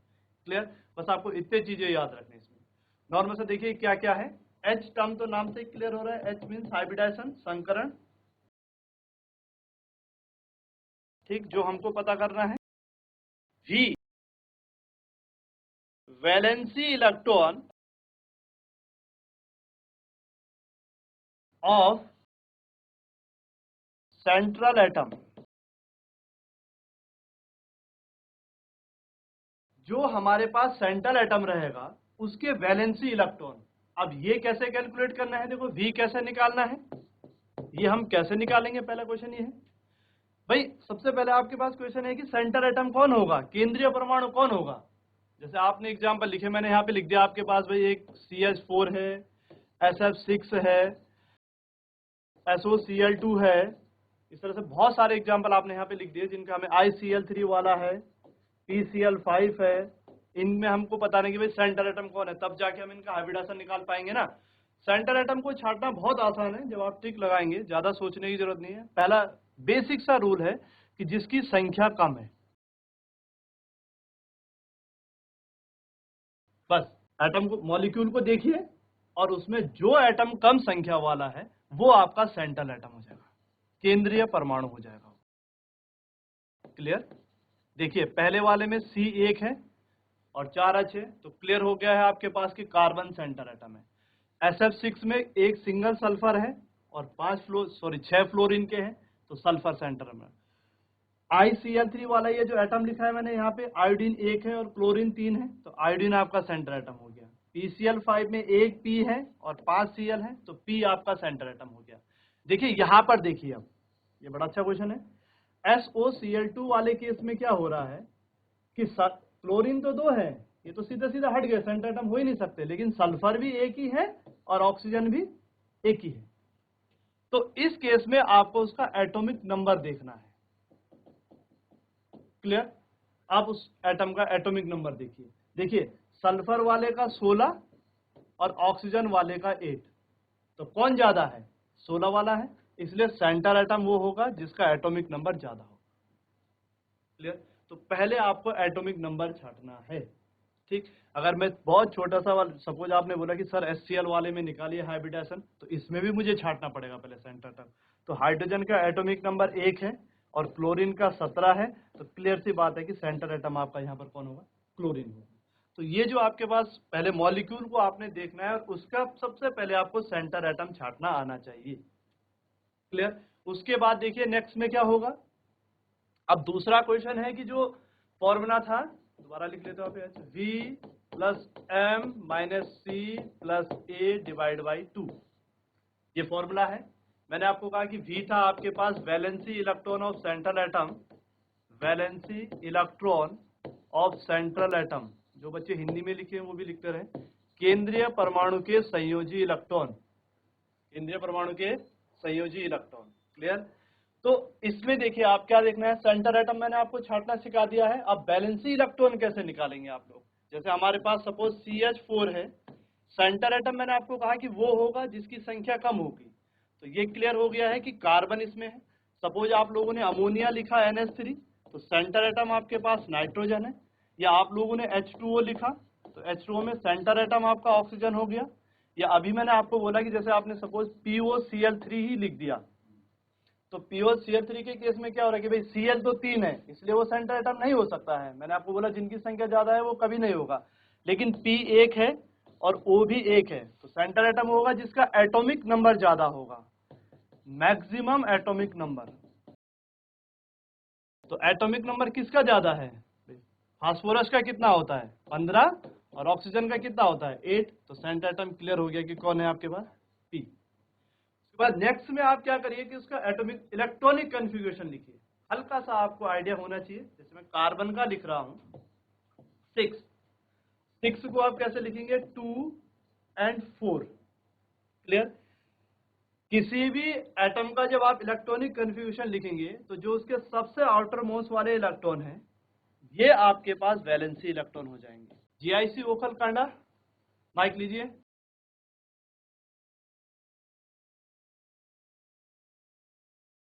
आप ये बताओ बस कि समझ में आ रहा है या नहीं आ रहा है, तो सर वो दूसरे तरीके से समझाएंगे। हाँ सर, आ रहा है समझ में। देखिए फिर मैंने आपको कहा कि जैसे हमने CH4 का केस देखा, CH4 में सेंटर एटम छांटना बहुत आसान है, जिसकी संख्या कम होगी वो सेंटर एटम। और कभी ऐसा केस आ जाता है कि जहां पे दो आपके पास ऐसे मॉलिक्यूल आ जाए जिनकी संख्या कम है, तो जिसका एटॉमिक नंबर ज्यादा होगा वो सेंटर एटम। क्लियर? CH4 के केस में आपने कार्बन लिखा, सेंटर एटम क्योंकि एक ही है, 4 हाइड्रोजन है, तो कार्बन आपका सेंटर एटम होगा। क्लियर? कार्बन का आपने इलेक्ट्रॉनिक कन्फिग्रेशन 11th में आपको लिखना सिखाया है, तो 2 और 4। क्लियर? तो किसी भी नॉर्मल सा बहुत सिंपल सा तरीका है कि अगर किसी भी एटम के, कोई भी एटम हो, उसके आउटर मोस्ट में सबसे बाहर वाली सेल में जब आप उसका इलेक्ट्रॉनिक कन्फिग्रेशन लिखेंगे 288 वाला जो लॉजिक लगता है उससे, अगर उसके आउटर मोस्ट में 1 से लेके 4 तक इलेक्ट्रॉन है, क्लियर, तो वो उसकी वैलेंसी, उसकी संयोजकता, वो उसकी क्या हो जाएगी, संयोजकता। क्लियर? जैसे सपोज मैंने आपके पास लिखा कि भाई हमने लिखा क्लोरीन 17, तो 2, 8 और 7। चलिए ये तो दूसरा वाला केस हो गया। कार्बन को देखिए पहले 6, 2 और 4, आउटर मोस्ट में 4 निकले, तो इस लॉजिक के अंदर आ जा रहा है जिसके भी आउटर मोस्ट में 1 से 4 तक इलेक्ट्रॉन आएंगे वो उसकी संयोजकता, वो उसकी वैलेंसी। क्लियर? अगर हाँ सपोज किसी एटम के, जैसे ये क्लोरीन वाला केस अभी बना, अगर किसी एटम के आउटर मोस्ट में, आउटर मोस्ट वाली सेल में अगर 5 से लेके 8 तक इलेक्ट्रॉन है, क्लियर, तो वहां पे थोड़ा सा आपने वैलेंसी पता कैसे निकालनी है। वहां पे वैलेंसी निकालने का जो तरीका है, 8 में से आपने उस संख्या को घटा देना है, जो भी वो डिजिट रहेगा। क्लियर? जैसे भाई अभी ये क्लोरीन वाला केस बना, आपने इसको 17 लिखा, तो आपने लिखा 287, तो इसके आउटर मोस्ट में तो 1 से 4 तक नहीं आए ना, इसके आउटर मोस्ट में कितने आए, 5 से 8 के बीच में आ गया है, तो तब आपको घटाना है। तो 8 में से आप 7 को घटाइए, सबसे आउटर मोस्ट को घटाइए, कितना बचा, 1, तो क्लोरीन की जो वैलेंसी होगी वो 1 हो जाएगी। सिमिलर केस देखो नाइट्रोजन, देखिए यहाँ पे नाइट्रोजन का कितना होता है 7, तो 2 और 5। क्लियर? आउटर मोस्ट में कितने इलेक्ट्रॉन निकले, 5, तो कैसे घटाएंगे, 8 में से 5 को घटा दीजिए, तो कितना आया 3, यानी कि नाइट्रोजन की वैलेंसी कितनी हो गई 3। सिमिलर ऑक्सीजन एटॉमिक नंबर 8, तो दिस इज 2 और 6। वैलेंसी कैसे निकालेंगे, तो 8 में से आप सीधा 6 को घटा दीजिए, तो 2। कोई एक बच्चा, कोई भी एक बच्चा, फास्फोरस 15 का बताइए वैलेंसी कितनी होगी? P। हाथ खड़ा कीजिए कोई भी एक बच्चा।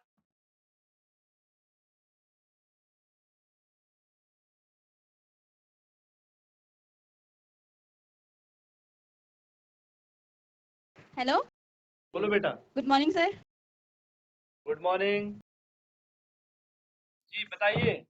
संजीवन भाई बता दीजिए, सर, एटॉमिक 3 नंबर होगी। लिखना है ना। शाबाश, क्लियर। 15 में से आपने इसको सर 285 3 लिखा। होगी।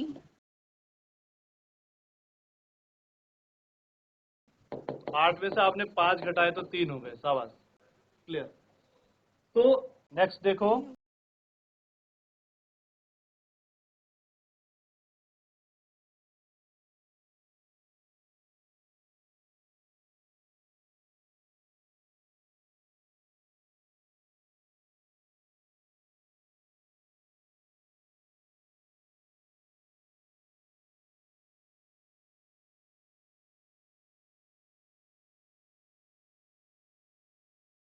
ये आपको निकालना आ गया V, क्लियर।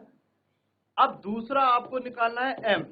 V तो मैंने आपको बोला कि सिंपल CH4 पे अप्लाई करते जाते हैं।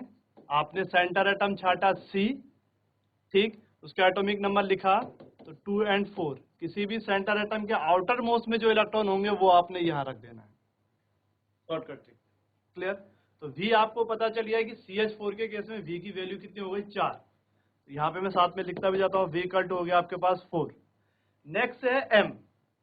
M कैसे निकालना है? ये है monovalent atom, number of monovalent atom, माने मोनोवैलेंट एटम की संख्या। संख्या गिननी है इसमें, सूत्र तो कुछ नहीं देखना है आपको, केवल उनकी संख्या।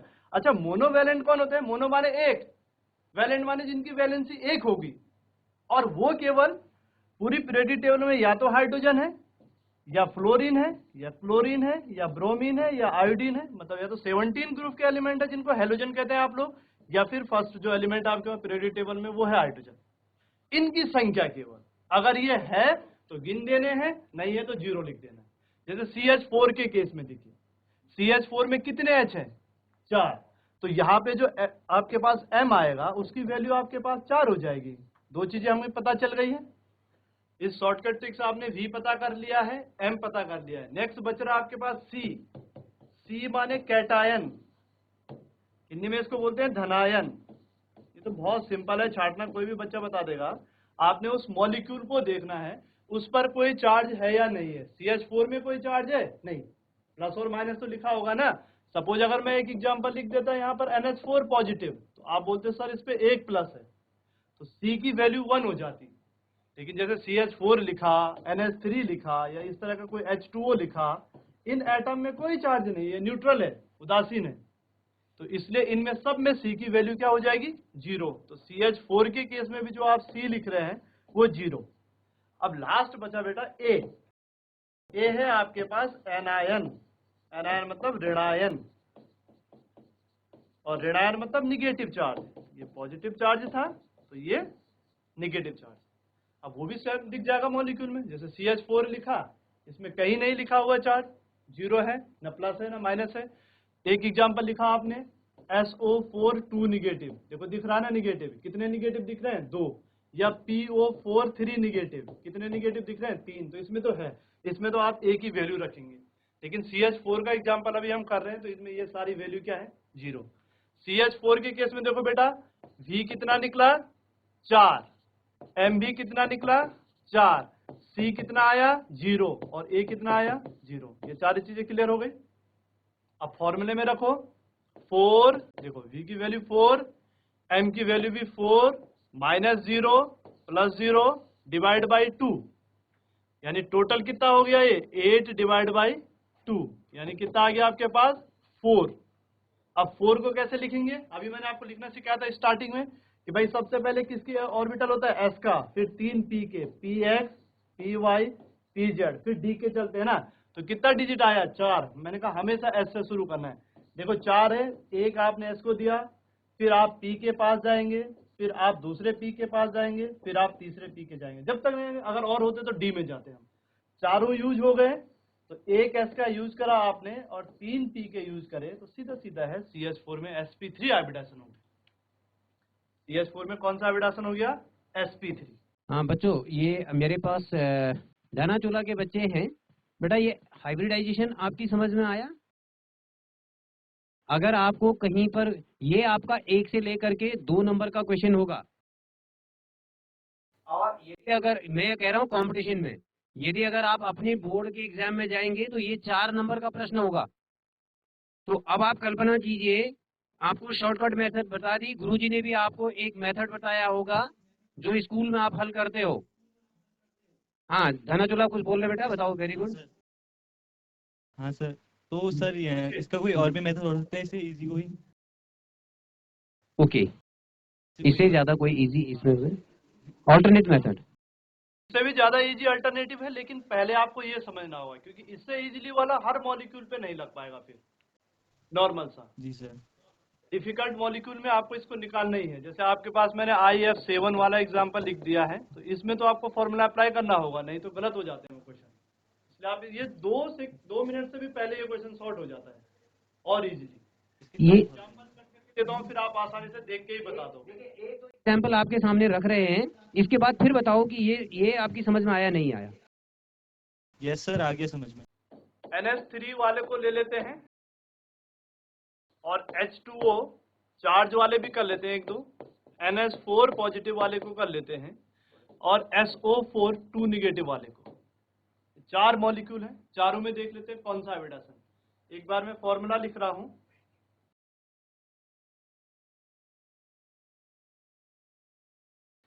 H = V + M - C + A / 2।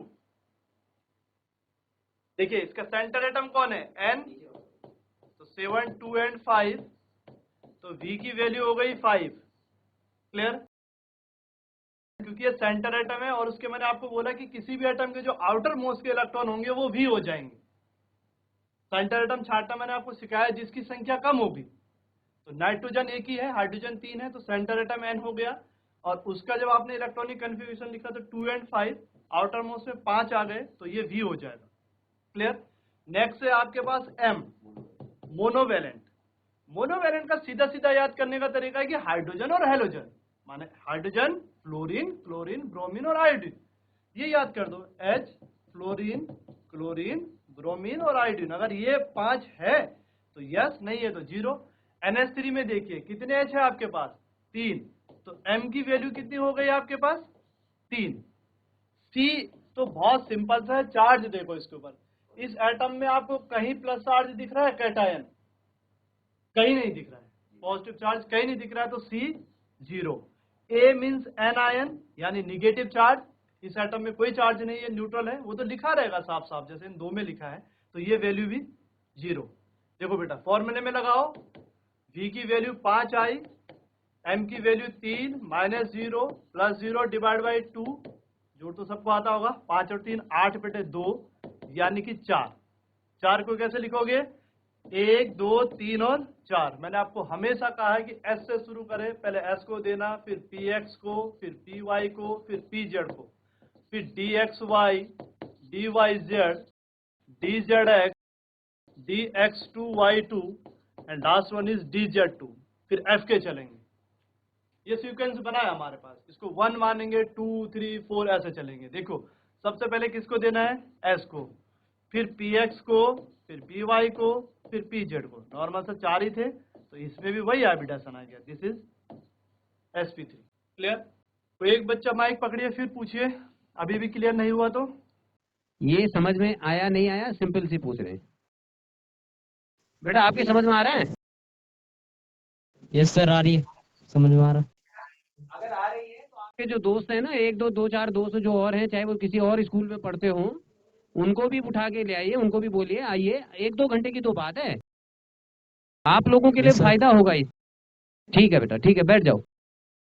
SO4, thank you sir. करते हैं H2O वाला, सीधा SO4 2 निगेटिव वाले को देखिए। देखिए चार्ज वाले हैं दोनों के दो। सेंटर एटम कैसे छाटेंगे? फिर वही, ऑक्सीजन के 4 हैं और सल्फर सिंगल है, तो मैंने आपको कहा जो कम होगा संख्या में वो सेंटर एटम हो जाएगा। तो सल्फर 16, सल्फर 16, 2 8 6। क्लियर। किसी भी एटम के आउटर मोस्ट में मैंने कहा आपको जितने इलेक्ट्रॉन होंगे वो आपने लिख देना है। तो V की वैल्यू हो गई यहाँ पर 6। दूसरा आपके पास बचा M। ठीक, M वही वाला फिर मोनोवैलेंट, या तो हाइड्रोजन होगा, फ्लोरीन, क्लोरीन, ब्रोमीन और आयोडीन। देखिए इनमें से कहीं दिख रहा आपको? नहीं है। सल्फर और ऑक्सीजन के अलावा इसमें कुछ नहीं है, तो इसका मतलब इसमें M की वैल्यू कितनी हो गई? 0। नेक्स्ट है C, मतलब कैटायन। कैटायन मतलब पॉजिटिव चार्ज। क्लियर। दिख रहा है आपको कहीं पॉजिटिव चार्ज? नहीं दिख रहा है, तो पॉजिटिव चार्ज भी इसके पास कितना हो गया? 0। और नेक्स्ट बचा A means anion. Anion means negative charge. अब निगेटिव चार्ज को देखो बेटा, कितना दिख रहा है इस पे, यहाँ देखो ध्यान से, कितना है? -2, यानी कि A की वैल्यू कितने रखोगे आप लोग? 2। क्लियर। अब फॉर्मूले में रखो V plus M minus C plus 6। M की वैल्यू 0, C की वैल्यू 0 और 2 की वैल्यू आई थी, A की वैल्यू आई थी 2। रखो, टोटल कीजिए 6 प्लस 2, तो यानी 8 डिवाइड बाई 2, यानी इसमें भी फिर वही 4 आ गया, और इसके पास भी कौन सा हाइब्रिडेशन हो जाएगा? sp3। 4 को तो कैसे लिखना है मैंने सिखा दिया। क्लियर। ये आपके पास SO4 2 निगेटिव वाले का भी हाइब्रिडेशन। क्लियर। मैं और एग्जांपल का लेता हूं। एक और एग्जांपल देखिए, कुछ ऐसे केस बनते हैं अलग से, उनमें से जैसे मैंने एक एग्जांपल लिखा ICl3 और एक लिखा मैंने ICl2 निगेटिव।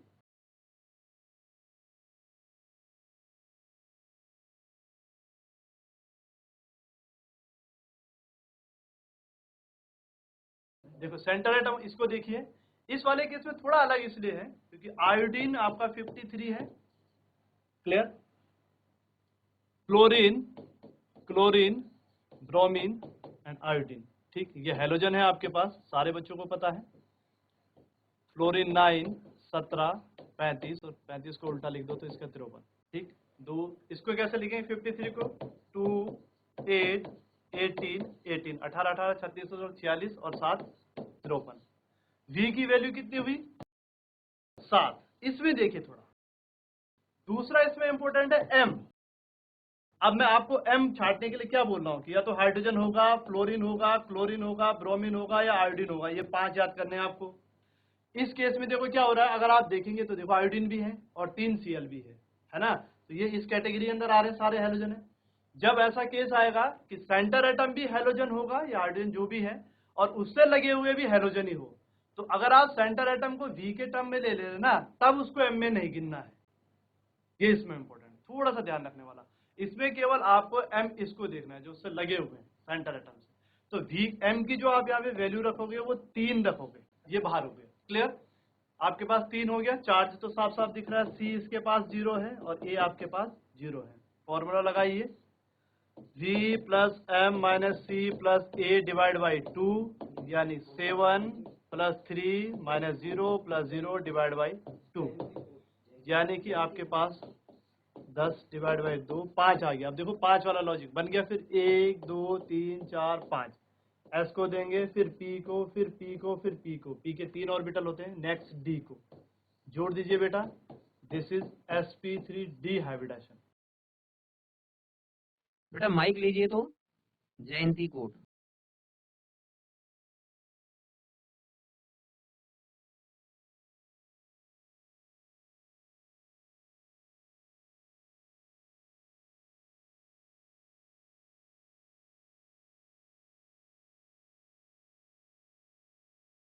सारे क्वेश्चन उतारते जाइए, होमवर्क है। एक मैं बताता हूँ डिफिकल्ट वाला। Good morning morning. समझ में आ रहा है? Yes sir. अभी लास्ट में बताया था ना ICl3 का। जी। ICl3 में आपने देखा होगा, पहले तो इन्होंने कहा कि जो हेलोजन होंगे और हाइड्रोजन होगा उसको जो है हम मोनोवैलेंट में लेंगे। यहाँ पर जब दोनों हेलोजन आ गए तो सेंट्रल एटम कौन सा लिया? जिसका एटॉमिक क्लोरीन। सेंटर एटम हमने लिया जिसका एटॉमिक नंबर ज्यादा है। ज्यादा। तो ज्यादा एटॉमिक नंबर आयोडीन का था, तो मोनोवैलेंट से बाहर हो गया। अब बच गया केवल क्लोरीन, इसीलिए इन्होंने क्लोरीन को मोनोवैलेंट मान लिया। ठीक है ना? और अन्य बच्चे जो भी बैठे हैं वो भी इस बात को ध्यान दीजिएगा, और गुरुजी ने आपको बाकी हटा दीजिए, केवल वही रखिए सर। होमवर्क होमवर्क के इसमें एक डिफिकल्ट वाला मैं कर लेता हूँ। होमवर्क दोबारा लिख दीजिए। XeOF4, XeOF2, XeO2, XeF2, XeF4, ये बहुत इंपॉर्टेंट क्वेश्चन है, ये 12th के बोर्ड में आता ही आता है इनमें से एक। IF7, ICl2 negative, ICl4 negative, PO4 3 negative, ये सब आपने घर से करके लाने हैं। PCl5, PCl3, H2O का भी नहीं निकाला मैंने, H2O का भी आपने घर से निकाल के लाना है। AlCl3, BF3, SiF4, ये सब होमवर्क कर लीजिए शॉर्टकट ट्रिक से। इसमें एक जो डिफिकल्ट वाला है ये वाला, वो मैं कर लेता हूँ। XeOF4 वाले। Xe जिनोन है, जिनोन इनर्ट गैस है, कुछ आइडिया होगा? Helium, neon, organ, krypton, xenon and radon. Clear? ये 0 ग्रुप या 18 ग्रुप जो भी आप बोलना चाह रहे हैं उसके एलिमेंट हैं। पुराने उसमें इसको 0 बोला जाता था, अब 18 वाला बोला जाता है। 2, क्लियर, 8, 18, 36, 54 और 86। इसका भी एक ट्रिक होता है याद करने को, मैं अगले दिन दूसरे उसमें पढ़ाऊंगा, तो टाइम हो जाएगा इसमें। आपको 54 वाले का करना है। क्लियर? 2, 8, देखो लिखने का तरीका, 18, फिर 18, 18, 18, 36 और 10, 46 और 8, 54। V की वैल्यू बेटा 54। इसमें तो समझ गया ना कि जिनोनी क्यों लिया, ऑक्सीजन क्यों छोड़ा।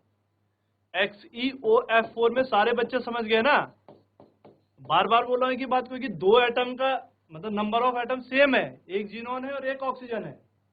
फ्लोरीन तो पहले ही बाहर हो गए क्योंकि इनकी संख्या 4 है, इसलिए सेंटर एटम इन 2 में से मानना है। लेकिन मैं बार बार कह रहा हूं कि सेंटर एटम उसे कहना है जिसका एटॉमिक नंबर ज्यादा होगा।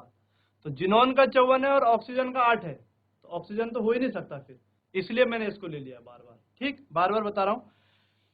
V की जो वैल्यू होगी आपके पास वो 8 हो जाएगी। अब बचा आपके पास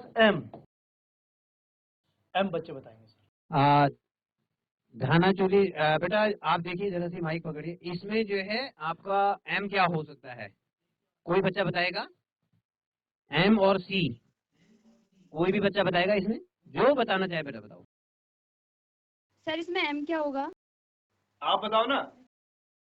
सर इनकी वैलेंसी तो इनके आउटर मोस्ट में तो फुल इलेक्ट्रॉन होते हैं ना। बिल्कुल बिल्कुल बिल्कुल, तभी तो इनर्ट गैसेस हैं ये। आपने जो बैलेंस लिया ना, वैलेंसी यहाँ पे कहा ना, जो V लिया वो वैलेंसी नहीं लिया, बल्कि जो आउटर मोस्ट ऑर्बिट में इलेक्ट्रॉन का नंबर है उन्हीं को हम वैलेंस इलेक्ट्रॉन कहते हैं। तो इसलिए आपने सीधे सीधे उसको उठा लिया, वैलेंसी को नहीं लिया, वैलेंस इलेक्ट्रॉन को ले लिया, जितने सारे वहां पे हैं वैलेंस सेल में, लास्ट सेल। M क्या बताया था? M monovalent atom. बिल्कुल, कौन है मोनोवैलेंट? इस केस में कौन है मोनोवैलेंट? ये वाला F। बिल्कुल, 4। बहुत बढ़िया, जी जी बिल्कुल बिल्कुल, ठीक है, थैंक यू। दिख रहा है तो सर, एक C क्वेश्चन 0 हो जाएगा। हाँ बोलो। वैलेंसी हम 8 में से जब एक वो ज्यादा होंगे तो हम उसे 8 से घटाएंगे ना। जी जी जी जी, वो बैलेंस से निकालने का तरीका है बेटा। सर तो वो हम जो- इसमें यूज नहीं करेंगे। नहीं नहीं, आप तो इसमें सीधा सीधा आउटर मोस्ट सेल के इलेक्ट्रॉन उठा दो सीधा। अभी मैं लास्ट में इसको खत्म करने के बाद एक और शॉर्ट ट्रिक बता रहा हूँ, ठीक है बेटा? और A यहाँ पे 0 हो जाएगा, चार्ज तो साफ दिखेगा उसमें। क्लियर? जोड़ो, 8 + 4 - 0 + 0 डिवाइड बाई 2 यानी 12/2, तो कितना आ जाएगा? 6। 6 को कैसे लिखेंगे आप लोग? 1 2 3 4 5 और 6। एक एस का, फिर पी, फिर पी, फिर पी। पी के 3 ही ऑर्बिटल होते हैं। फिर डी में जाओगे आप, फिर डी, फिर डी, sp3 d2। क्लियर? इसका हाइब्रिडाइजेशन। ये सारे आपके पास होमवर्क है। एक और तरीका, जिन लोगों को v निकालने में दिक्कत हो रही है फॉर्मूले में, एक और शॉर्टकट ट्रिक है, पर उसमें थोड़ा सा, जिन बच्चों को 11th में पीरियोडिक टेबल पढ़ा होगा वही समझ पाएगा इसको। थोड़ा सा, अब जो लोग लगातार स्टडी कर रहे होंगे तो बहुत इजीली है। देखो, हाँ, v वाला कोई है, जैसे आपने फॉर्मूला लिखा v plus M minus C plus A divide by 2 वाले में v से कोई कंफ्यूजन हो रहा है तो बताइए, माइक लीजिए, सीधे बोलिए ऑन करके।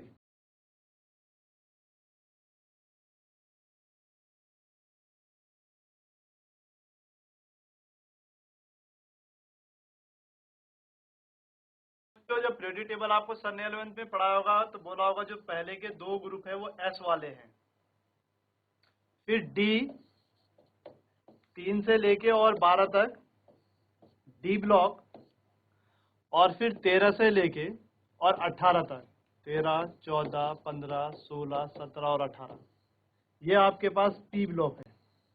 और पीरियोडिक टेबल से जो नीचे वाला होता है वो आपके पास f ब्लॉक।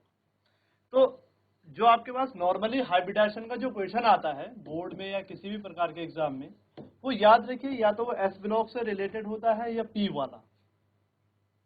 तो जो पुराने कॉन्सेप्ट में इनको नाम दे रखा था ना ग्रुप को, वो देखो, ये फर्स्ट ए था, ये सेकेंड ए, ये third A, fourth, fifth, six, 7 and 8।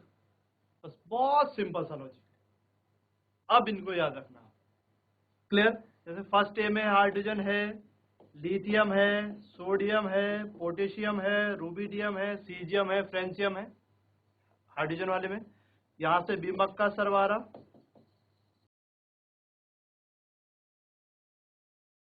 Clear? यहां देखिए अब पी में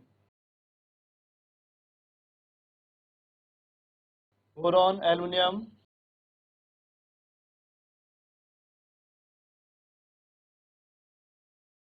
कार्बन फैमिली है, फिर नाइट्रोजन आता है।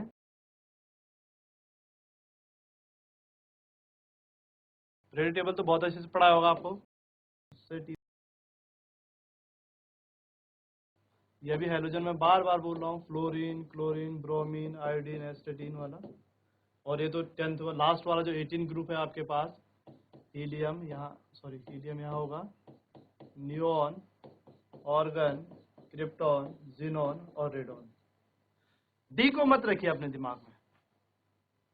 क्लियर?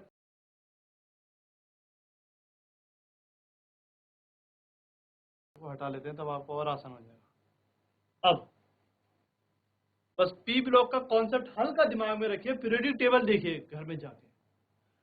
जो एस ब्लॉक है उसको फर्स्ट ए और सेकेंड ए मानिए, और फिर उसके बाद 13 वाले में जाइए, उसको थर्ड ए मानिए, फोर्थ, फिफ्थ, 6, 7, 8। अब इससे क्लियर हो गया। अब वी की वैल्यू ये है, जो वी में कंफ्यूज हो रहे थे ना, वो ये संख्याएं रखनी है आपको। ठीक है जी? अगर जैसे सपोज मैं आपको पूछूंगा कि भाई BF3 एक कंपाउंड है, सेंटर एटम आपने बोला कि सर बी है, मैंने बोला कि इसका वी निकालो, तो अब आपको इलेक्ट्रॉनिक कन्फिग्रेशन लिखने की भी जरूरत नहीं है। आप बी देखेंगे, यहां आपने ऊपर देखा 3, थर्ड ए है ना, तो ये आपका 3 आ गया वी की वैल्यू। क्लियर? आप ऑक्सीजन वाले फैमिली में गए, आपके पास H2O वाला केस आया, सेंटर एटम आपने बोला सर O है, अब छांटने की बारी आई तो आप इसमें जाइए, देखिए इसकी कितने आ रही वैल्यू, 6। बहुत सिंपल है। ये आपके पास एक और तरीका है। क्लियर? मैंने एग्जाम्पल दिए हैं, आप इनको सारे एग्जाम्पल घर में कीजिए, फिर कल मैं इससे आपको हाइब्रिडेशन जब आप निकाल देंगे उसके बाद हम डिस्कस करेंगे कि उनका ज्योमेट्री कैसे बनेगी, उनका स्ट्रक्चर कैसे होगा, वो भी ट्रिक बेस पे है। पहले फॉर्मूला याद कर लीजिए, ट्रिक से निकाल दीजिए, उसके बाद तुरंत हम कल स्ट्रक्चर डिसाइड करेंगे। तो बच्चों, आज की क्लास समाप्त हो गई है केमिस्ट्री की। हमने देखा कि हाइब्रिडाइजेशन का जो शॉर्टकट ट्रिक होता है, देखिए हाइब्रिडाइजेशन निकालने के बहुत सारे शॉर्टकट ट्रिक्स है, लेकिन ये एक ऐसा फॉर्मूला है इनऑर्गेनिक कंपाउंड में अप्लाई करने का कि जिससे गलतियां होने की संभावना बिल्कुल खत्म हो जाती है और आपका आंसर, क्योंकि बहुत शॉर्ट टाइम में आप इसको कर देंगे तो आंसर गलत होना भी एक बिल्कुल होता है कि एक्यूरेट आंसर निकलता है। इसलिए मैंने और ज़्यादा शॉर्ट नहीं बताया, ताकि कुछ कंपाउंड में फेल हो जाता है तो फिर वहाँ पे गलती हो जाएगी। कल सेम टाइम पर क्लास होगी। इसके बाद हम कल उसमें डिस्कस करेंगे कि कोई जो आपके पास कंपाउंड दे रखा है उस कंपाउंड की ज्योमेट्री कैसे होगी। जैसे शॉर्टकट ट्रिक से हमने हाइब्रिडाइजेशन तो निकाल दिया, जैसे CH4 में भी आपने sp3 निकाला, NH3 में भी आपने sp3 निकाला, H2O में भी आपने sp3 निकाला, पर क्या इन सबकी ज्योमेट्री एक जैसी है? क्या ये सारे टेट्राहेड्रल है या नहीं है? वो भी कल हम ट्रिक से करेंगे। तो कल इसी टाइम में मिलते हैं। Thank you.